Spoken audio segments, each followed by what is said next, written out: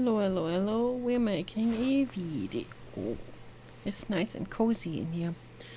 It's just starting to get cold, but we had 3 days of tropical weather here, believe it or not, in the beginning of February. This is very strange.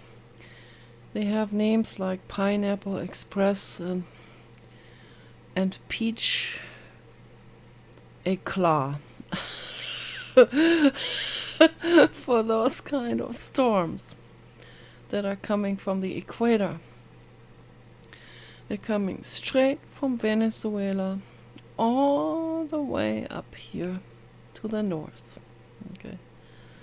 So, and then we enjoy that for a couple of days, and we can't believe how lucky we are.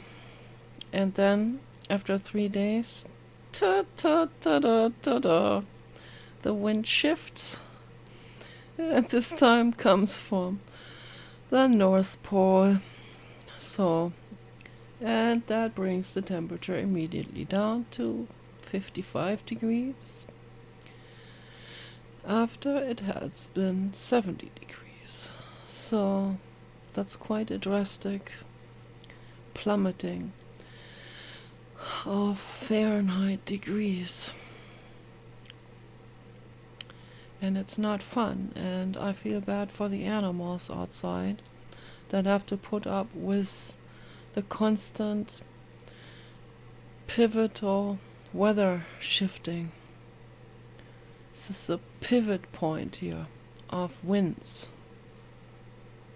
Winds that can come from any direction, across the ocean, from inland, that's usually dry and warm, and or south, where it's equatorial banana moisture, peach moisture wind, which I like very, very much. That's always my favorite.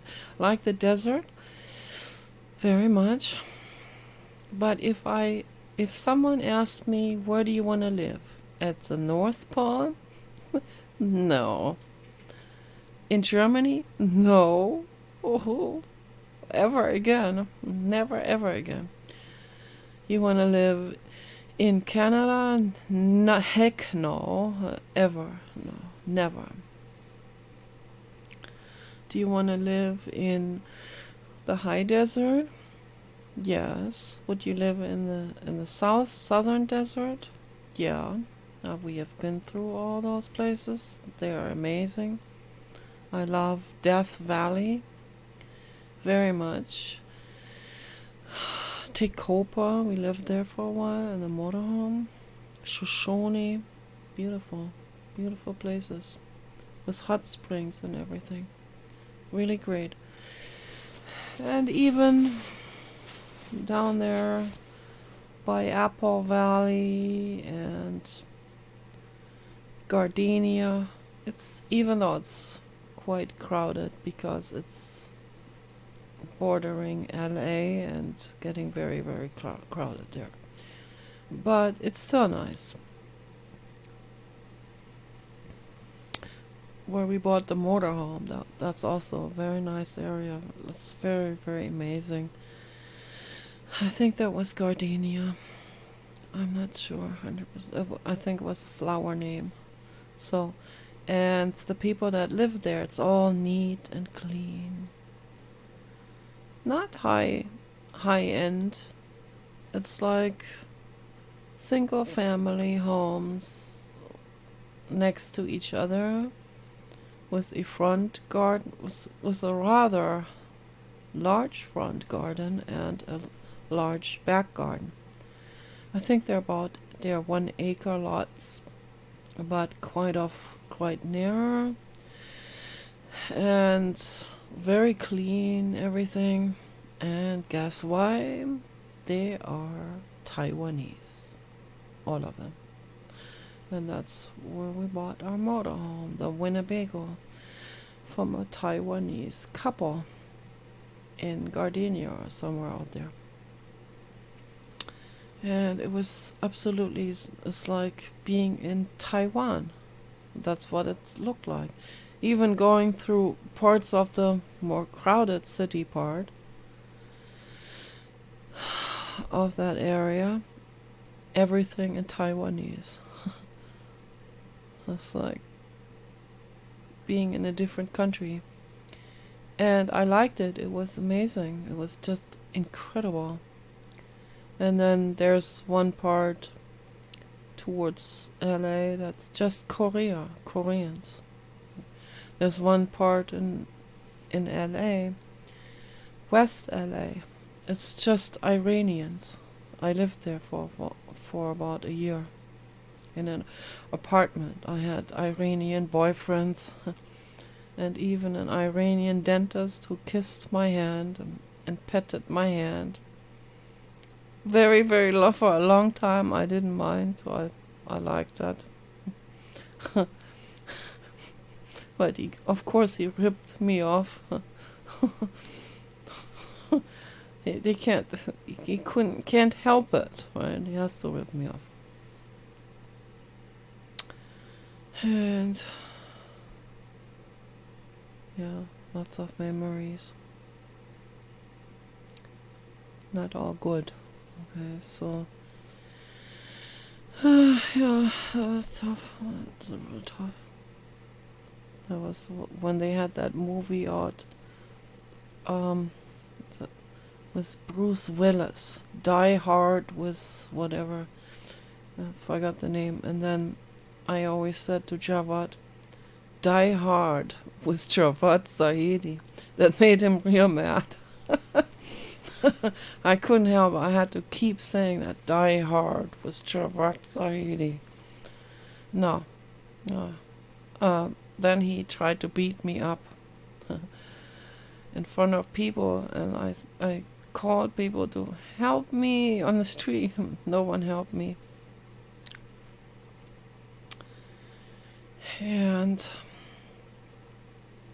But then there was another Iranian who was nice in the apartment building, who I also dated. and he rescued me from Javad. He talked to Javad real angry in Farsi. Don't come here to the second level again. And one time, an Asian girl rescued me from Javad. My gosh, that was quite something. Yeah. Oh, I had to get away from there. There's no way.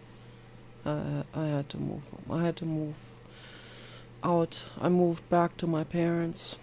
After that, oh man. Lots of memories. Lots of memories. That was the time when Mary Maloney committed suicide. She was at the center, at the Primal Center. And they had kicked me out. If they had not kicked me out, I could have saved her life. I know I could have. If I had been there during that group therapy session, no one helped her. They all let her down. No one helped her. When you see someone who is that devastated, when you see someone openly, publicly dumped by a lover, and she was in a very, very close relationship with a woman, Sophie from France, and Sophie dumped her that evening. They told me, the other people told me later, they came to my apartment and told me about it. I was in such shock that I couldn't even move. I was just staring at the wall for hours. I was in such shock over that. Because Mary had so much going for herself. She drew horses like Leonardo da Vinci. That's the truth. She was an amazing artist. Incredible artist. I went to her studio one time. She was giving drawing lessons to people to get a feeling for shape, and she made us draw blind. I thought that was very, very nice. And she liked me. She would have liked me very much. She wanted to be close to me, use me as mama, but I am not. I am not a mama for girls. Not as an adult. I mean, only if I had a daughter, of course, I'd be an actual mama. For a daughter, of course. But I could only be a mama in a friendship way with a girl or a woman. So, but not in a relationship. But if it comes down to rescuing someone's life, I would have let her move in with me. 100%. Absolutely. I could have even, if I wanted to study psychology, could have asked her to come back to Europe with me, and I mean, but without being in a relationship, of course, just as friends. But I would have done anything I could to rescue her. I would have spent time with her. I would have even given her foot massages, held her in my arm as a mother, as a motherly relationship, as a sister relationship, friendship. And that is what she needed more than anything else. And during group session, if I had been there, gosh, if I had seen that, someone being dumped in such a brutal way. But I mean, obviously Sophie had no choice. Sophie had to tell her the truth, that she wanted to be alone again, that she needed a break, that it was too much, that she was too needy. And Sophie had the right to do that. That was the time to do it in a group therapy session. But that's brutal for the other person, nevertheless. And the other people should have, when they see that happening, they should have been there, right there by Mary's side, and held her hand. And that's what I would have done. I would have walked right over. I would have held her hand. Okay. I would have sat with her the whole time, and held her hand, and said, "I'm here. Okay, you're not alone. I'm not letting you fall into that abyss where they get suicidal. I'm not allowing that, because I know how bad it is. I've been there so many times myself. So many times. It's hell. Okay, and that's the truth. Why do you have the headlight on? Turn that off. I'll turn it off. Yeah. Doesn't make any sense. Okay. So I have this floodlight Okay. like a UFO. Okay. That's a headlight for a serious construction worker who has to work at night. Now turn that one back on. Turn that one on.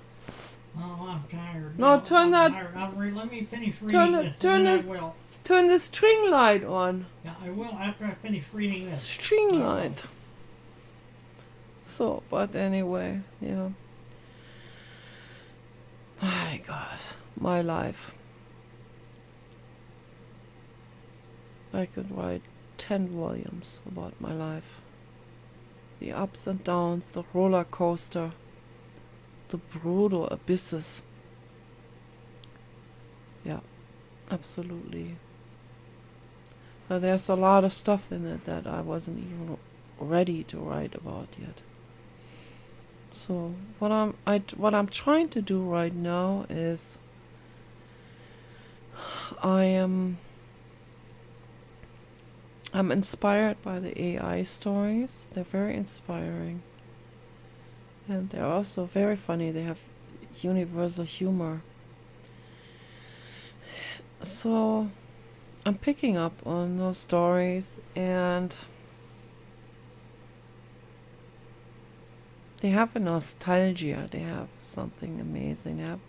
They have a vastness. There is vastness in those stories that I've never seen in a human, ever, in a human writer. I've never seen that kind of vastness. So I don't know where these stories really come from. I think people have ideas for stories, and they probably sketch out a rough draft of a story, and then they go to the AI and say, can you please put the headphones on? Headphones. And then they go to the AI and this is very, very annoying. It's really annoying. Is this? Oh my god. It's also rude because I told him I'm making a video, so that I have to have it quiet. I have to have no noises. It's okay if there's a UFO line and all of that for a construction worker, but I don't want any extra noises from the casino in Las Vegas. No, I don't need that right now.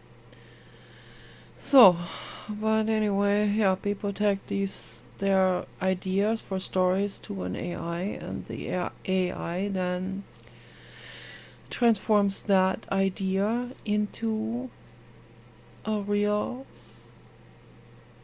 short story of some sort, so I don't know, 2 hour long short story.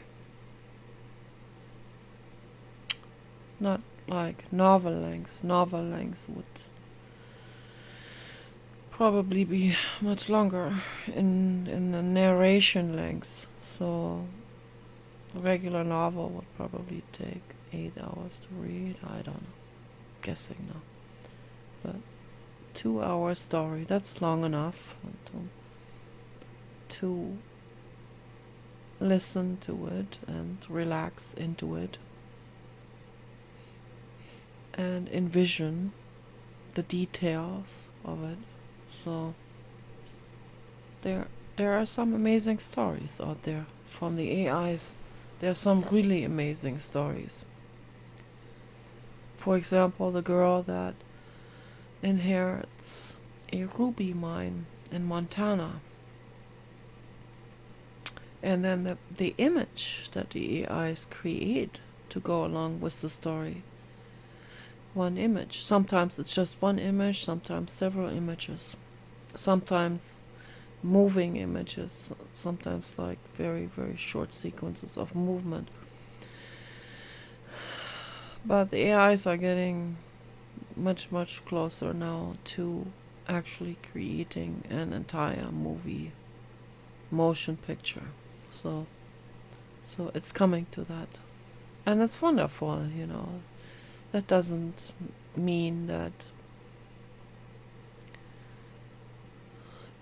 individual indie artists, movie creator people, directors are completely out of business. No, this is just that the AIs are adding to the portfolio of movies that are out there. So they're probably tough competitors, but they're not putting people out of business. No AI puts anyone out of business in terms of art and creation. You still have the world to your fingertips, and you still can be creative, and I would say quite to the contrary of being put out of business. The AIs, they inspire us. They actually teach us to be better writers. That's what I believe. I really strongly believe that. So now some of these stories are remarkable, absolutely remarkable. Like the lady that finds the ruby mine. I mean, that's just, that image drew me in immediately. When I saw that image, I was like, oh my gosh, this is, this ruby mine cavern, huge cavern of a dormant volcano that has created, the AI had this real great expression for it, frozen fire. That's what the rubies are. Rubies the size of fists everywhere, scattering the entire landscape of like from another planet. And then at the other end of that cavern there is an opening that looks like the mouth of some kind of sea creature, like a volcano that has erupted and left a gaping mouth at the one end of that cave. And that gaping mouth, that opening, the size of, I don't know, this entire wall there, with something that looks like teeth all the way around the edge of the opening. Teeth that are like stalactites, that are like ruby stalactites that were left like this as the volcano was starting to cool off. Left the cave with these ruby teeth all the way around that are like fangs, ruby fangs, frozen fire, sparkling, and with the sunlight shining into that cave, making these rubies sparkle with a life that is coming out of a crystalline structure. Crystalline life. Crystals have a life. Okay? Crystals have energy in them. Crystal energy.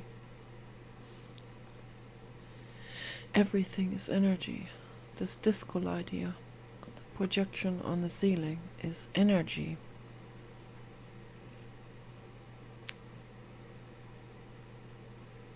Everything has a form of life in it.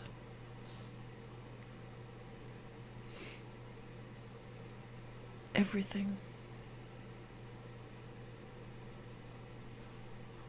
And another story that really fascinated me is the story of the older couple. They're about 70, in their early 70s,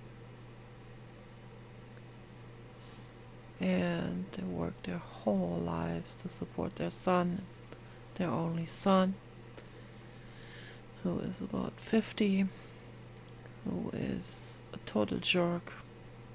And I'm sure that these stories are coming from real life situations, and there's no doubt about it. Okay, so someone takes their own story to an AI and says, "Can you make something with that? Can you transform this into something with a positive ending?"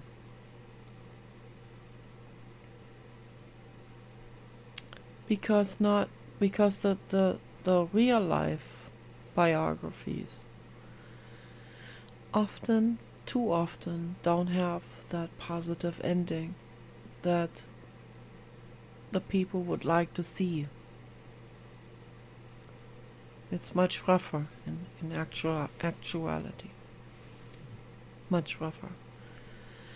But in the case of my dad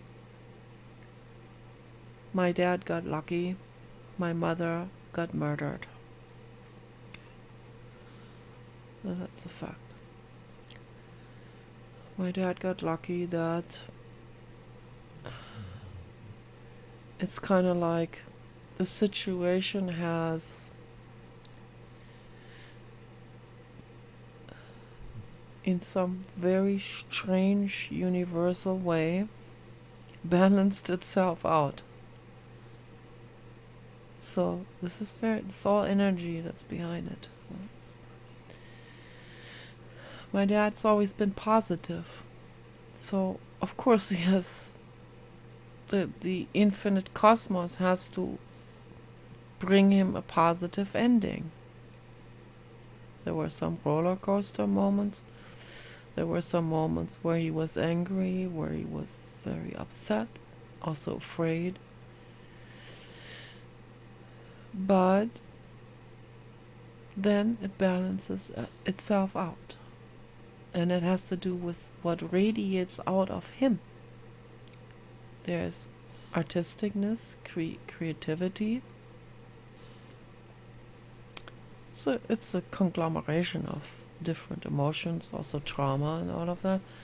But he sticks to this like a stubborn child. He sticks to the creativity. He sticks to this, to the little enjoyments here and there. He sticks to his luxuries that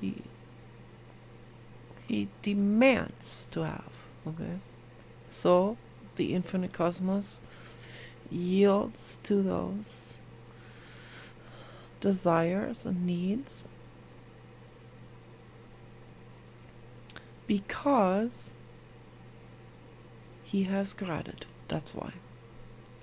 For people who don't have gratitude, and this is very tragic, my mother didn't have very much gratitude. Her blood type was B negative, and that's how her mind was too.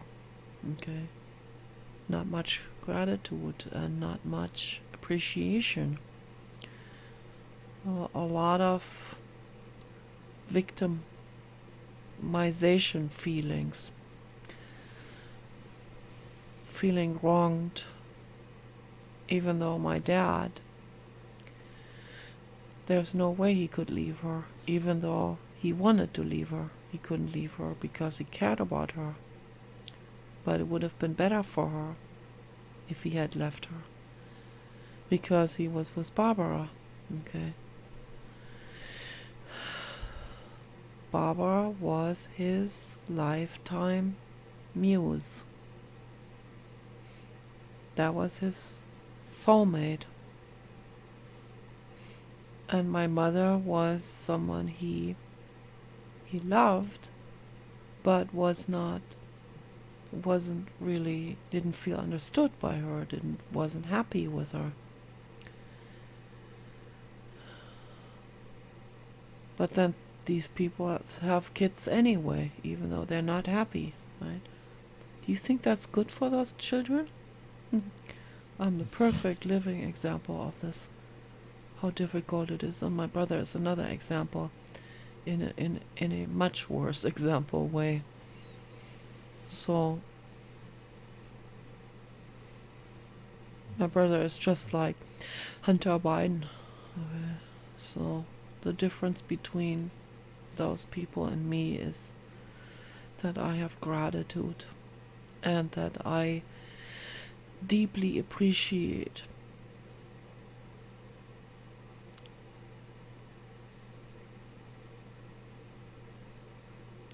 little gemstones of life. Okay. They don't have to be the size of this computer, the gemstones. They can be little gemstones, and I'm very grateful. And I mean this in a rather metaphorical way.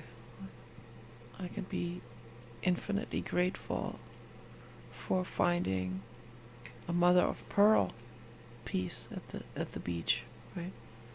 It's not a pearl, just a ground down shell, the shell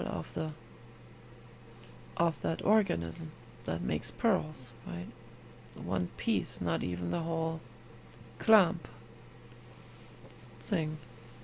So these are clamp organisms are clamped together, and inside they create pearls. That they eat stuff that comes into them, but the stuff can't get back out. And then they calcify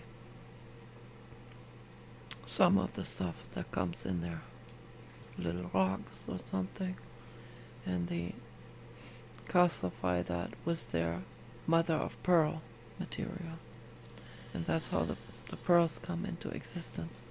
But the whole clamp becomes mother of pearl and is all coated with that, and then they break off these two pieces, and then they get tumbled through the ocean for thousands of years, and they wash onto the shore in colors of pink and purple and cream color, and you hold them up into the light, and they're iridescent and they're very smooth.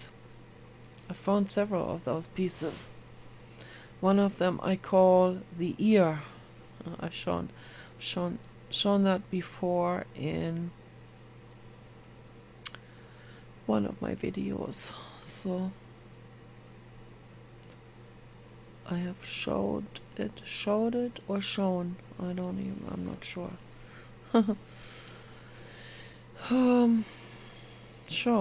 I've showed it. I have shown the pearl mut, the mother of pearl, into the light. So I showed the mother of pearl in the video, and the mother of pearl has shown its iridescence in the light into the video. So yeah, I'm grateful for these things that other people wouldn't even pay any attention to. People throw a lot of stuff away. I keep it. I make things with it. Okay, I make things out of stuff that other people throw away. For example, someone would have a fitted sheet like this one, and the edges come off, and people get frustrated, and they might even tear it up and throw it in the trash, right? So I would never do something like this. This is a resource. It's precious. They're hungry animals, hungry humans on this planet. Don't throw things away. Don't throw it into the landfill, okay? If something doesn't work, change the approach of it. You take a fitted sheet like this, where the edges come off, because you're fat and you plump down on it. And then one of the edges, if you're shuffling around a little bit by moving around in your sleep, and then at some point the edge comes popping up. That's very annoying, I understand that, but there's a solution to everything. So I didn't really know how to solve this. I thought I had to put other more thicker rubber bands into it or into the side. And then Walmart taught me with their new fitted sheets.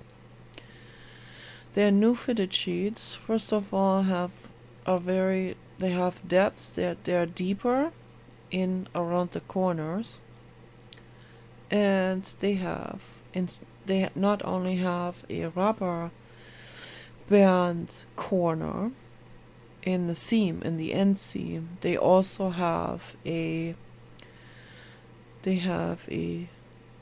fabric rubber band that's about an inch wide strip of about, I don't know, 20 or 25 centimeter, like, I don't know, 10 inches long, 12 inches long rubber band that is additionally attached to the corner. So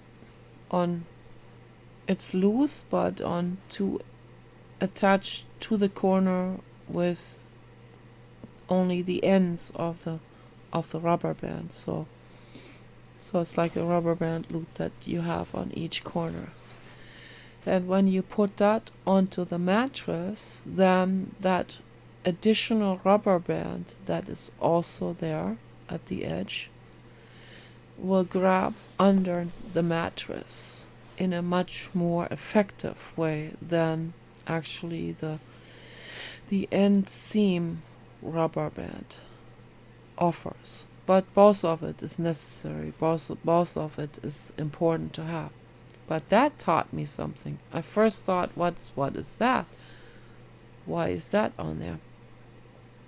I thought that looked weird. But then I saw, once I put it on, I saw, this really works. Okay, so whoever came up with that, that's pretty ingenious. Okay.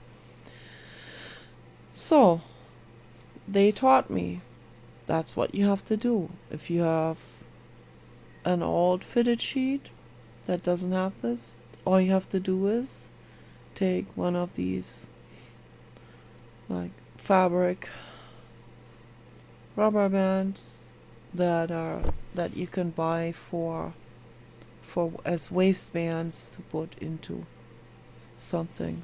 You can buy a whole large roll of those fabric rubber bands that are about an inch wide. That's for making things like underwear or whatever, or replacing old underwear rubber bands, waistbands with those. Please don't do that. Please don't do it. Okay? Don't do it. Don't do it. Don't do it. Don't do that. Don't do the sound. I don't like it. I'm very sensitive to it. So, that was the hearing aid again. Squealing. I don't like it at all. I don't think I could ever wear hearing aids. I would rather learn sign language than put up with the screeching, squealing. Incredibly painful for the nervous system. So I thought they could come up with better hearing aids, but I guess they don't. So we need Elon Musk to get into making hearing aids. But yeah, but he's already restoring people's hearing. And incredible. But not everyone wants these implants, so of any kind, whether it's cochlear implants or... Please don't do that anymore, okay? Please don't do it anymore.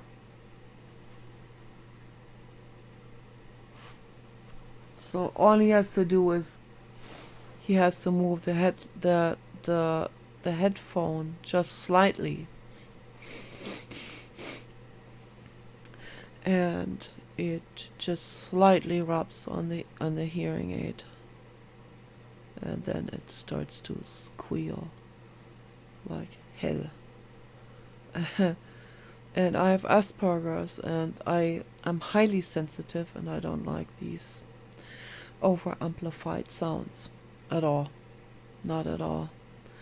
He had a hearing aid once that was so bad. I've never seen anything like this before. The total rip-off. The absolute, it's like that, what the Biden administration did, taking our tax money.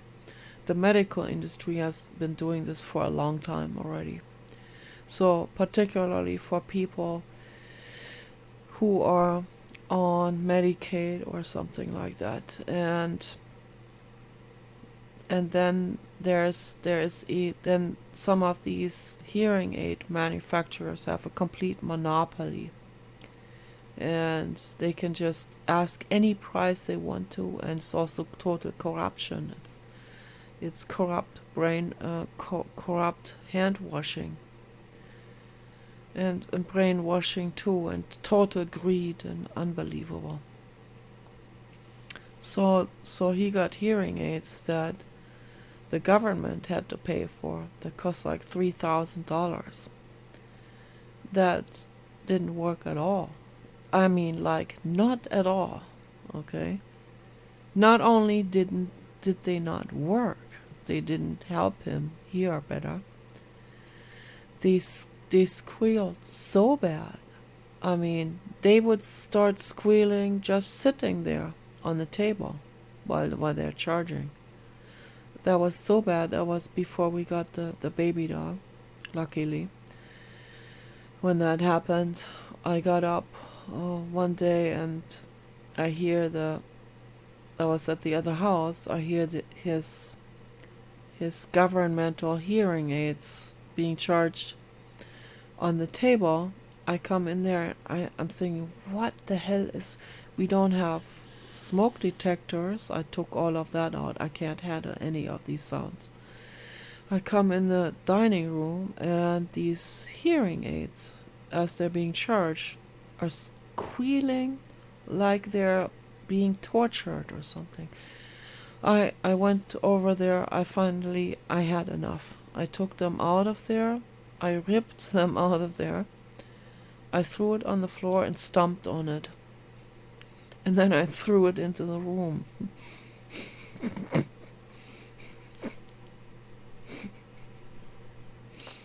I was so mad. I had a complete nervous meltdown.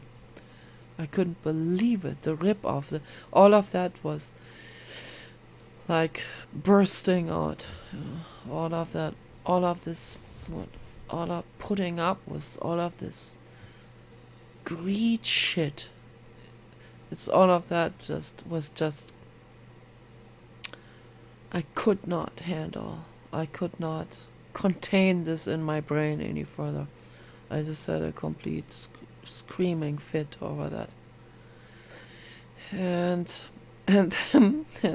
then one of them he found that was completely demolished, and the other one was like, it was still making like real tortured sounds, like and it was somewhere in the corner where he couldn't even find this, and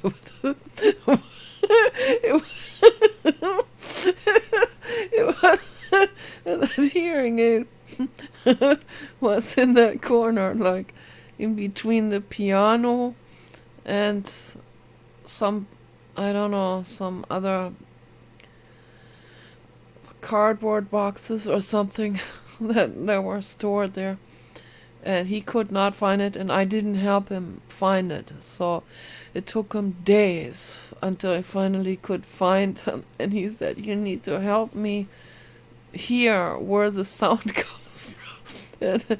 There's this permanent here, but like a more like a faded sound. It wasn't this really aggressive, horrible sound anymore. It was more like the hearing aid was dying or something.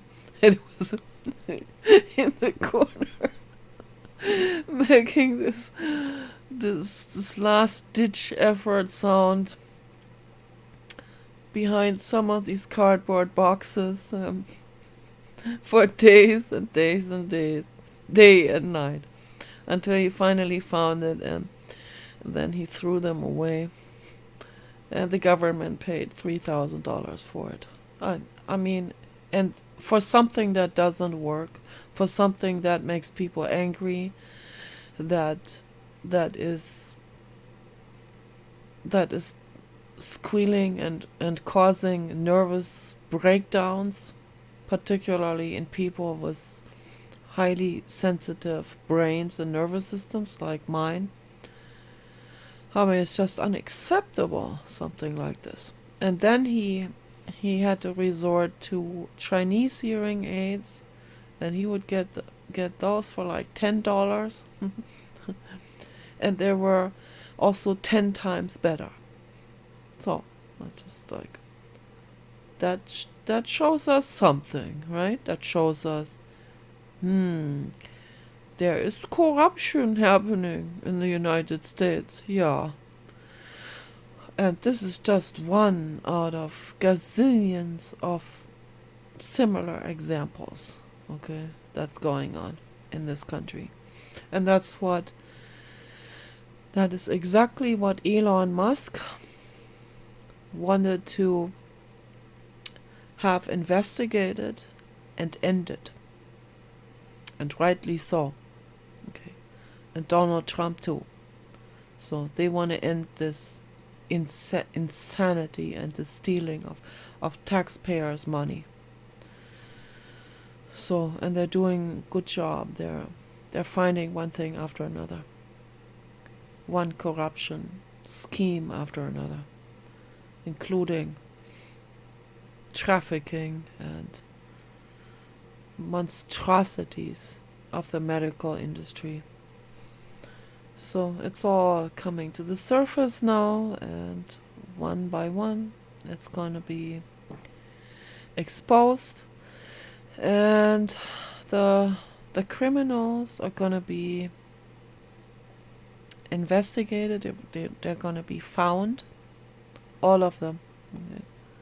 Sam Altman, it's just a matter of time, okay, until the FBI is completely zooming in on this man. It's just a matter of time. So I know Sam Altman is not right in the head. He's a little meshuggah, to say the least. Okay, so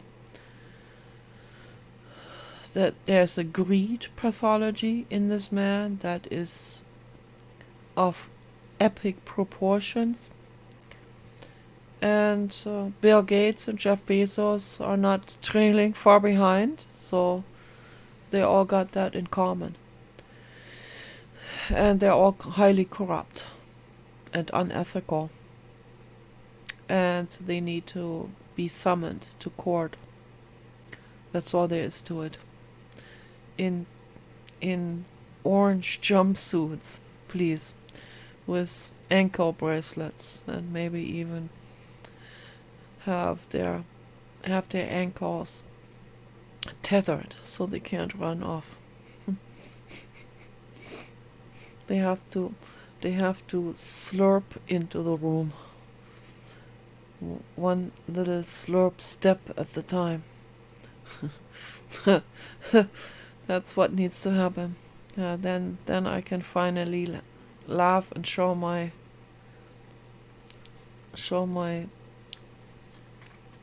hollowed out cavities, teeth, and laugh and laugh and laugh and laugh and be happy and feel like The world is healing.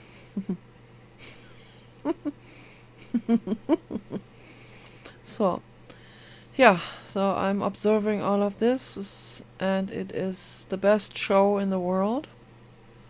The real shit show. But the real justice making show.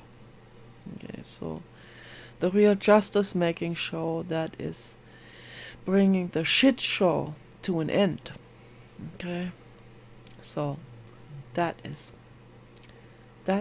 a lot of fun to see all of these formerly celebrated total jerks being brought to the court of law and being exposed for what they are. Okay? And that rhymes. And that P. Diddy being in prison finally, together with that, with the president of Venezuela, okay, Maduro. So they can tell each other some stories there in prison. They have nothing else to do other than do some reminiscing on their corrupt and criminal past. Which one is worse? Which one has the more criminal things to tell, to entertain their crowd with? So, and yeah, that is the mentality of the prisoners. They're proud of all of their crimes. It's all sad. It's a completely reversed mental state and world that they're living in. It's awful sad. And all of that, they want to think that has to do with masculinity or with being tough. No, it doesn't. The people who are masculine and tough are the ones that are very afraid going after the traffickers, but they do it anyway because they're heroes and they put their lives on the line. They risk their lives. They risk being injured and crippled. They risk all of that to save lives. Okay, those are our heroes. Those are the real masculine men and warriors. Those are the ones with courage and those are the real tough ones. The criminals are not. The criminals want to think they're tough. They're just criminals. They're not right in the head. They're meshuggah. So, but yeah, the truth is now coming into the public's attention one by one, together with truth as philosophy as well. So, where people start to understand finally what is actually virtuous and what isn't, what is actually strong and what isn't, who is masculine and who isn't.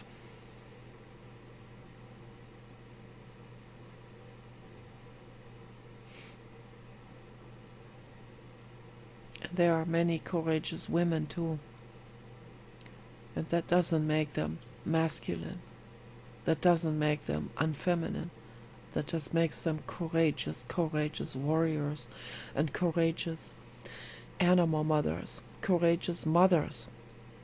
Okay, that's what a mother does for her child. She's afraid, but she'll do anything to protect her loved ones, no matter how afraid she is. She will go into the storm, into the fire, to rescue her loved ones. Either her biological children, adopted animals, or beings she has never met before. pigs in gestation crates, for example. Okay, a courageous animal mother will go in there and free all of these pigs, and free the horses from traps, and free any animal from a trap or enclosure or confinement. That's what real courage is. Real courage is standing up for truth and love and safety of all living beings. So, peace and love.